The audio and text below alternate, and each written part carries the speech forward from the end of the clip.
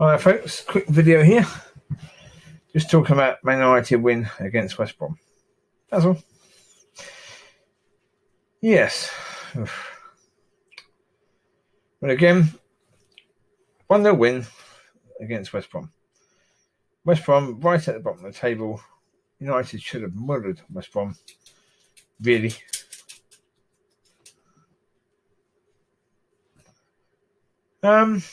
Yeah. But you can see again, playing with two central midfielders, central defensive midfielders. Two to protect the back four.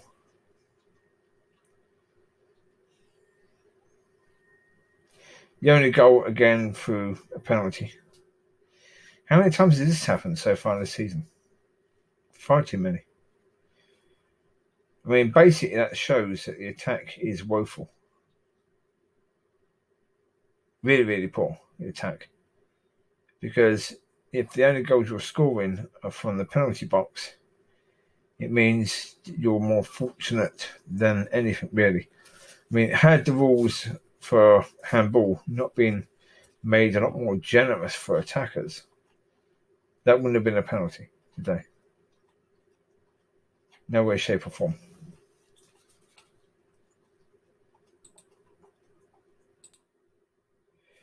Basically, Ollie is supposed to be an attacking coach. Yeah, he's an attacking player. Therefore, in his mind as a coach, he's an attacking coach. One of the big things that was said when he first came in is that he's got the attacking players playing better, playing with freedom. If that was the case, what's gone wrong? Why are they now playing as if they've forgotten how to attack and how to play decent football? Why are they now playing the way they were before Ollie came? And they are now. They get the ball, they pass it backwards all the time now. No desire to really take players on and get in the box and cause problems.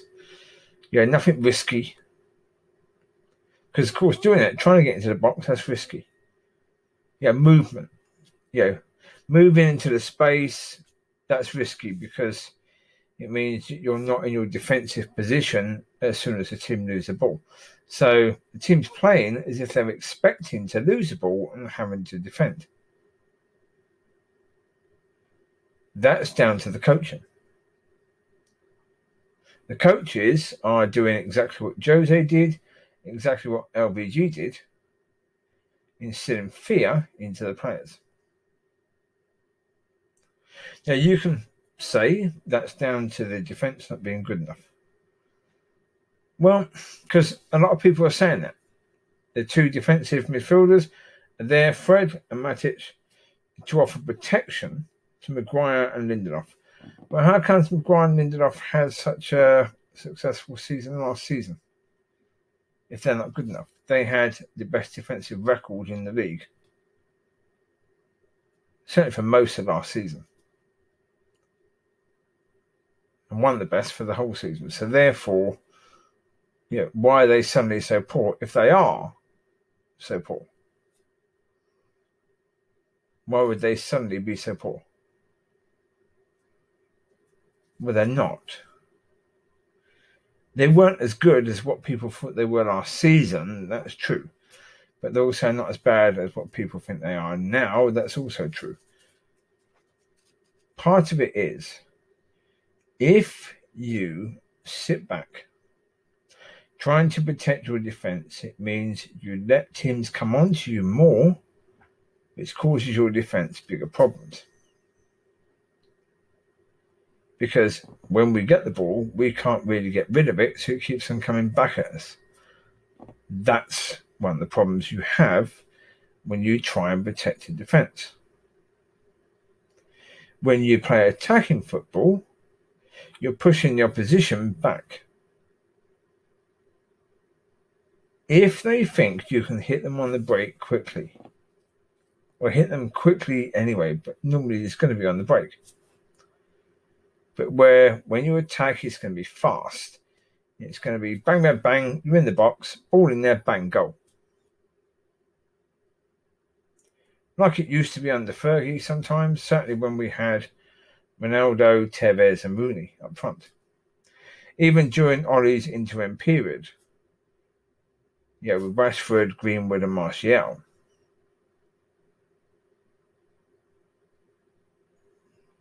Even Lukaku. It was impressive. They going from defence to goal really quickly. A couple of passes forward, bang, bang, bang, bang, bang, goal. Really fast. But then teams started to figure out counter-attack. United are great at counter-attack because they have fast attacking players. So let's sit back. Let's force them to come at us and let's see what they can do. When you've got teams doing that, you've got to do better coaching. You've got to coach your players to be able to move the ball quickly, still attack quickly, but retain the ball. So, therefore, you can't counter-attack because teams are sitting back. So if they're sitting back, it means you can't counter-attack. So what do? You play one or two touch. So if players are going to press you, you stop the press because they've got no one to press. If you're playing one touch or two touch, you control the ball, pass it, you move to be able to receive the ball again. So the players that are trying to press you, they've got no one to press because you're not keeping hold of the ball.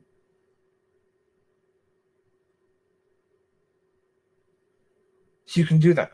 But then, okay, that's a good way to possess. But then with the movement, you can attack very quickly.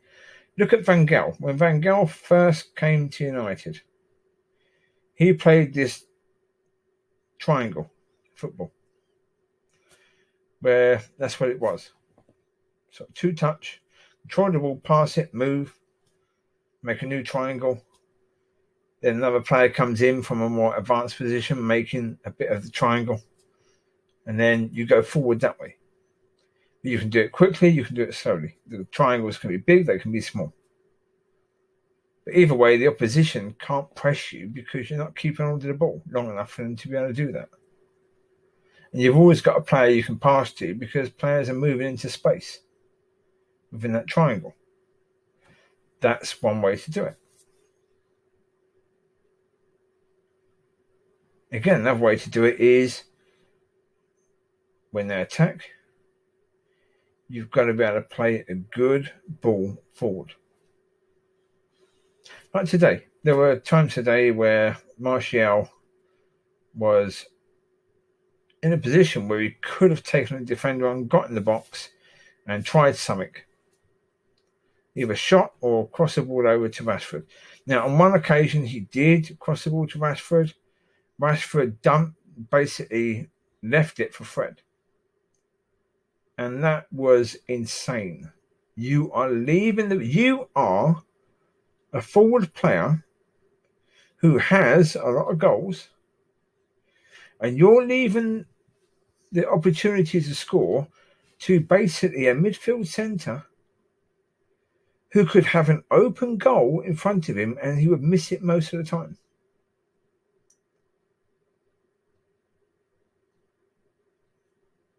You, as a forward, don't have the hunger to be a forward. If you're going to leave the ball for Fred, you just don't have the hunger as a forward, so you shouldn't be there. I would drop Rashford. Bring Greenwood back in. He's had his problems.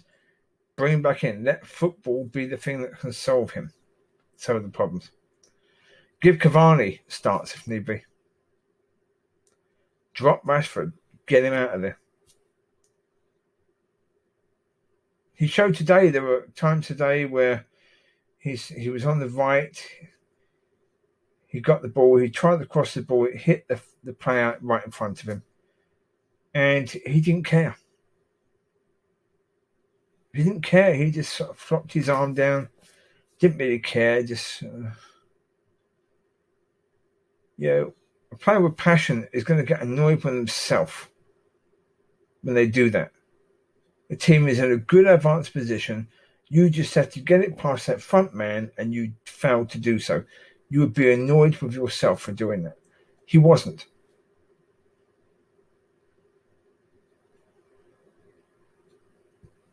So drop him. Put anyone else there. Put someone there with hunger.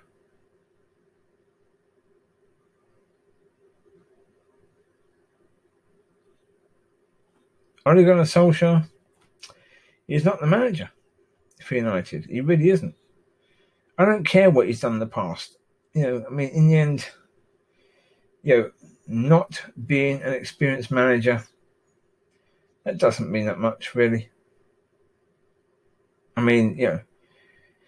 If he had it in his head, just because he hadn't had success up to the point where he came to United, did not mean he couldn't. The problem is he's already proven he can't. Because in the times where United have struggled, he has not been able to coach his way out of it. When United was struggling before, they went and brought Bruno Fernandes, and Bruno Fernandes was the thing that actually the catalyst that helped United to get to third. Really was. Fernandes was the one in January, February, who was basically running the team while on the pitch. He was directing the play. Ollie was doing what he always does, sitting there looking at some screen. God knows what he was looking at.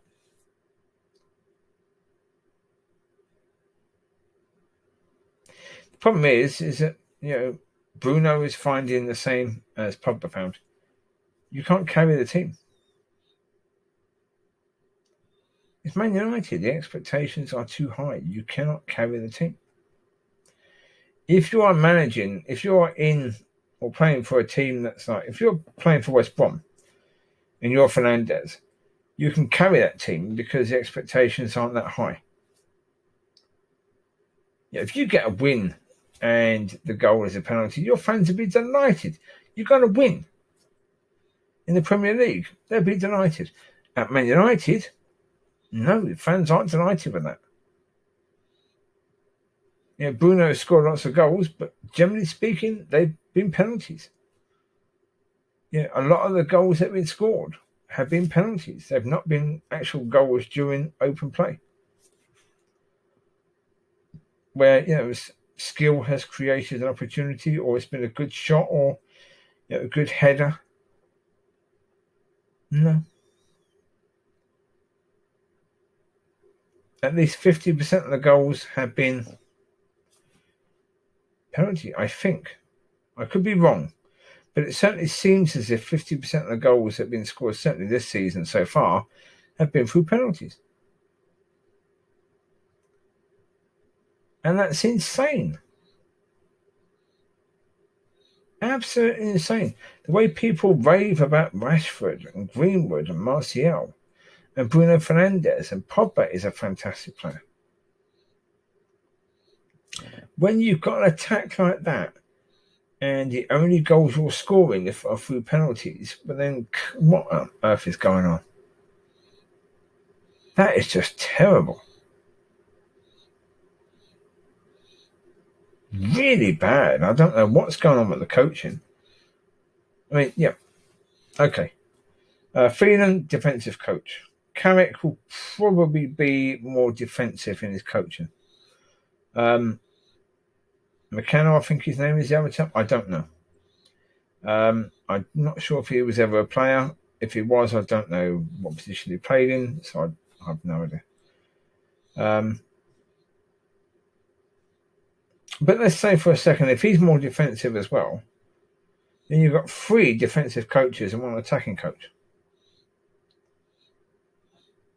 There probably are other coaches at United involved in the first team. The problem is the quality, is it really there? I mean, you've got McKenna, who's a youth coach. You've got Carrick, who's really, this is sort of second year as a coach, really, isn't it? Third year, maybe, as a coach. And you've got Phelan, who basically wanted to move out of coaching, certainly Premier League football, who brought back just as a favour to Ollie. And now he's stayed. He doesn't really want to be there. I've said all this before. In the end, United, and this is really down to the board, well, partly the manager as well. As I said, with regards to Ollie, when Ollie was offered a job, he was in an incredibly powerful position. He really was. He had been incredibly successful. The board was saying they would not appoint a manager until the end of the season. But March, they approached Ollie, they offered him a contract. He was now in a position where he could negotiate. He asked for the top coaches to be brought in to help him. He, as an inexperienced manager, needed very experienced coaches to come in and help him. He didn't get them because he probably didn't ask for them. He also needed to have, in his contract to say that they would bring in the players that he wanted, that they would invest in the players that he wanted, that they wouldn't just bring in the players, for selling tickets and shirts and merchandise, which is possibly Cavani.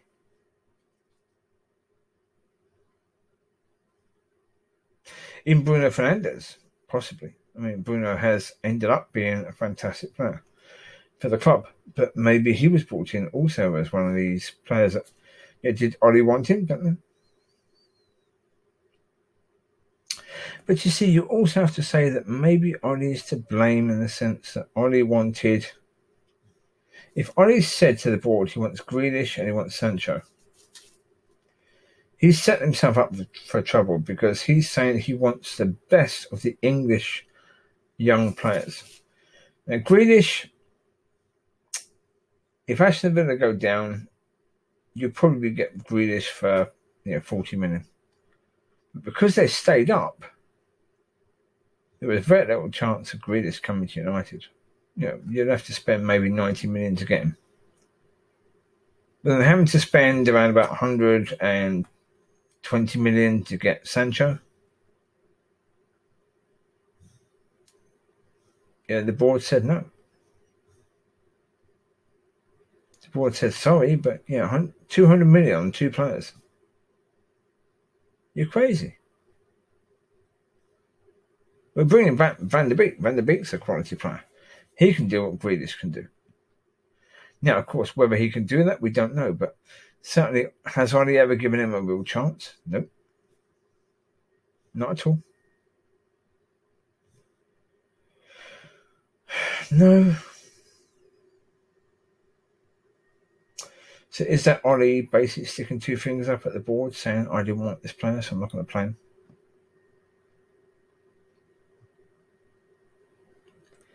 Maybe. Don't know.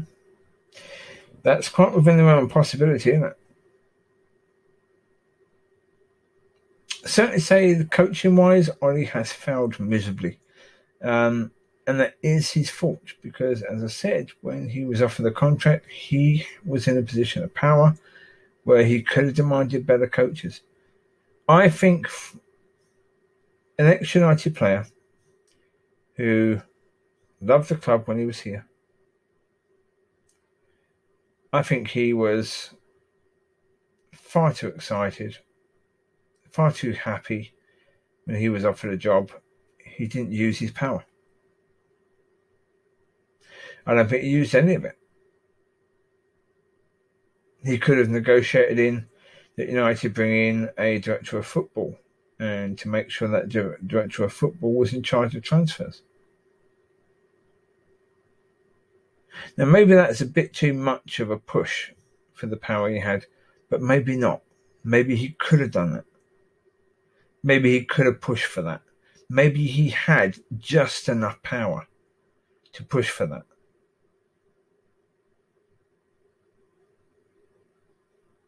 But he didn't, did he? Didn't want to. So there you go. That's what it is right now.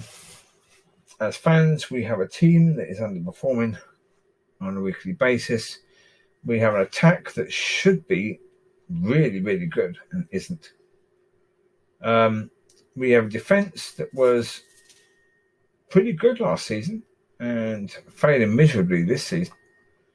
And it looks very much like the tactics are quite similar now with Ollie as they were with Jose and LBG at the end of their time. So, to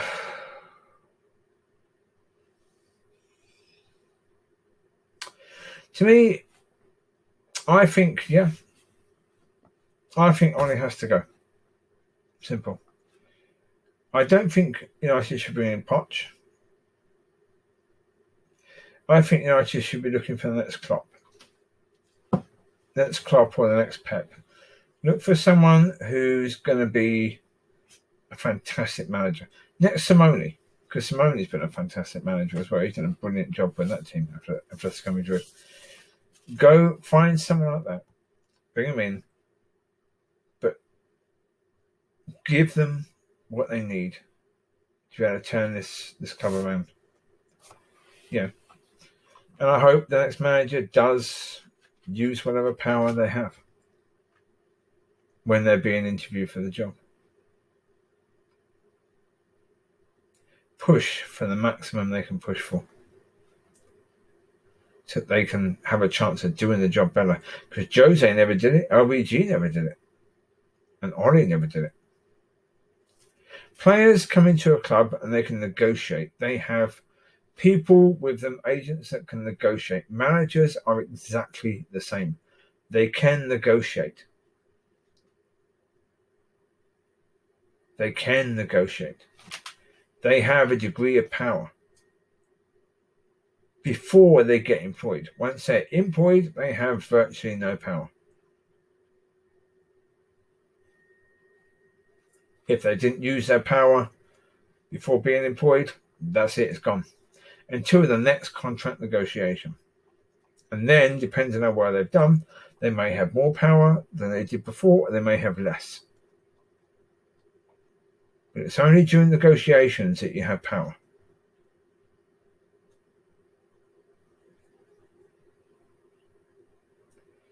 Ollie had power, didn't use it. Now he's probably paying for that. But that was down to him. He chose not to use it, so there you go. You take care, God bless. I will speak to you soon. Bye-bye.